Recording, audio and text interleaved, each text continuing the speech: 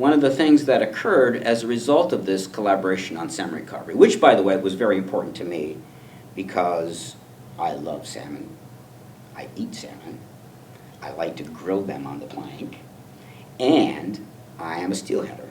I am a fly fisherman, and so I have a very keen interest in wild species and their longevity.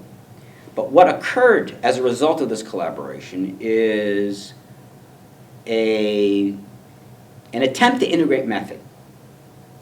And what came out of this was what we call the iterative praxeological method. In other words, we took the process of iteration from a scientific context and a praxis model of doing theology, and we attempted to integrate that, which came to a process of doing an analysis of a very complex problem, such as recovery of salmon. And when you get into that, you realize that it is a huge and complex issue.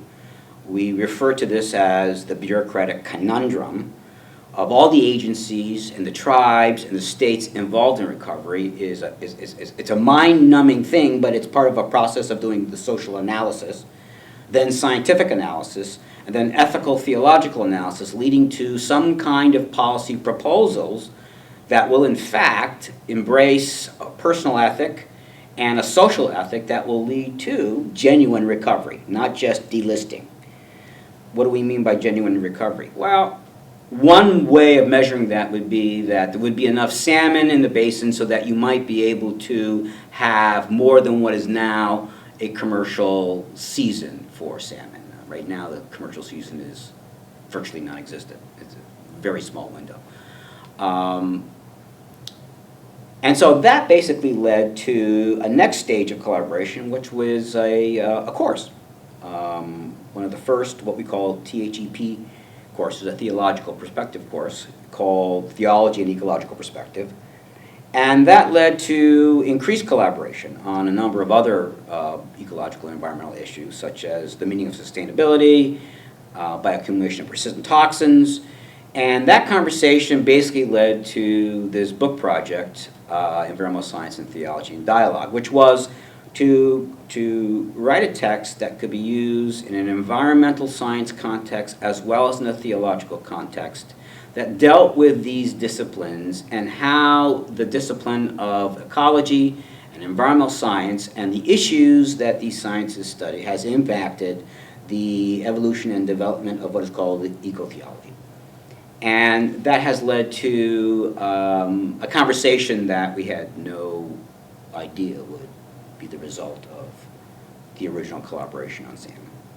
It became pretty clear quickly that combining scientific and theological analysis of the projected future possibilities that were being modeled rapidly get us into an arena of public policy. It rapidly got us into analysis of the conflicting rights of different user groups. It rapidly got us to a point of talking about the ethical dimensions of how stakeholders interact and whether there are power discrepancies in planning futures. It got us talking about regions and communities.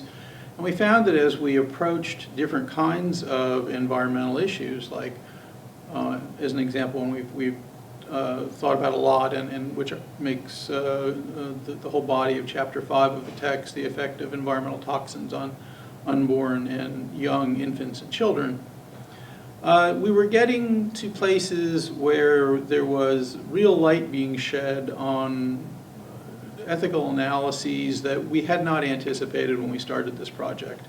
It's a kind of a strategic approach. We call it strategic interdisciplinarity.